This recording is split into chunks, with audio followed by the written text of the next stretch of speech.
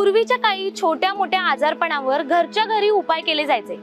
त्यासाठी उपयोगात यायचा तो आजीबाईंचा बटवा। आजीबाईंचा बटवा म्हणजे दुसरे तिसरे काही नसून आपल्या घरातच सहज मिळणारे औषधी गुणधर्माचे पदार्थ आणि काही सहज उपलब्ध होणाऱ्या वनौषधी। तर आज आपण जाणून घेऊ हा आजीबाईंचा बटवा नेमका काय असतो आणि त्यात असलेल्या वस्तूंचा छोट्या मोठ्या आजारात कसा उपयोग होतो।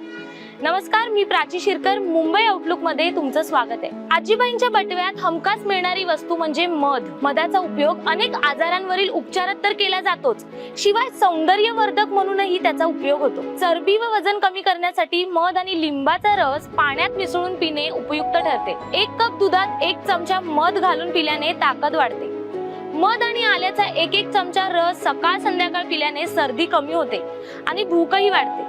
साचलेला कफ मोकळा करण्यासाठी 5 ग्राम मध दिवसातून 4-5 वेळा चाटावा। खोकला आल्यास 1 चमचा मध, 1 चमचा अडुळसाचा रस व अर्धा चमचा आल्याचा रस एकत्र करून प्यावा।